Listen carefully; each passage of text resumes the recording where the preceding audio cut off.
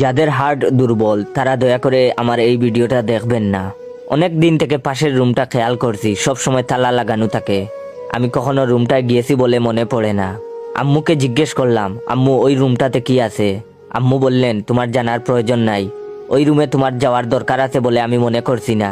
আমি শুকনা মুখ নিয়ে বাইয়ার সামনে দাঁড়ালাম। বললাম, ভাইয়া ওই রুমটাতে কি আছে তুমি জানো কি? ভাইয়া বলল, তোর তাতে কি, যা টাকার তাই আছে, যা ভাগ। আর দাঁড়া, এক গ্লাস পানি এনে দে তো। আমি আচ্ছা বলে রুম থেকে টান পায়ে বের হয়ে গেলাম পানি আনতে। রাত এখন 12টা। ভাইয়া ঘুমিয়ে আছে মরার মতো, দেখলেই বালিশ চাপা দিতে মন চায়। আমার চোখে ঘুম নেই, মাথায় একটা কথা ঘুরপাক খাচ্ছে। যে করেই হোক ওই রুমে যেতেই হবে, দেখতেই হবে কি আছে। বিছানায় ঘন্টাখানেক গড়াগড়ি করে উঠে গেলাম ভাইয়ার পাশ থেকে। নিঃশব্দে গুটি গুটি পায়ে ঘর থেকে বের হয়ে পাশের রুমটার সামনে দাঁড়াতেই ঘড়িতে শুনান দিল এখন রাত 1:30 বাজে।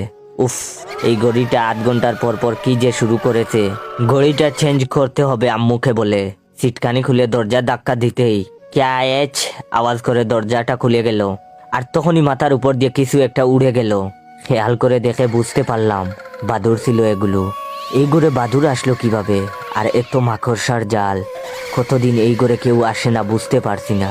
চারপাশে অন্ধকার, মাঝে মাঝে দূরে দুই একটা কুকুর ডেকে ওঠে। রাতটাকে আরো ভয়ানক করে তুলছে। আমি টর্চ মেরে গুটি গুটি পায়ে মাকড়সার জাল ছিঁড়তে ছিঁড়তে সামনে এগিয়ে যাচ্ছি। হঠাৎ টর্চের আলো গিয়ে বাদল দেয়ালে টাঙ্গানো ফ্রেমে বাঁধানো ছবির দিকে। আমার সারা শরীরে শীতল শিহরণ বয়ে উঠল।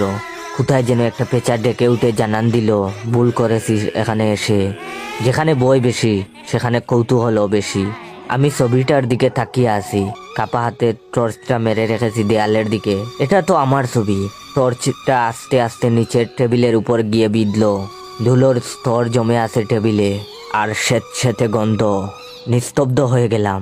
মুখ থেকে একটা শব্দ বের হবার জোর নেই। হাত কাঁপতে শুরু হলো আমার। আমি টর্চটাকে আপ্রাণ চেষ্টা করেছি ধরে রাখার, কিন্তু পারছি না। শুধু মুখ দিয়ে একটা কথাই বের হলো, হায় আল্লাহ, এটা তো আমার পড়ার ঘর। এমন হলো কি করে?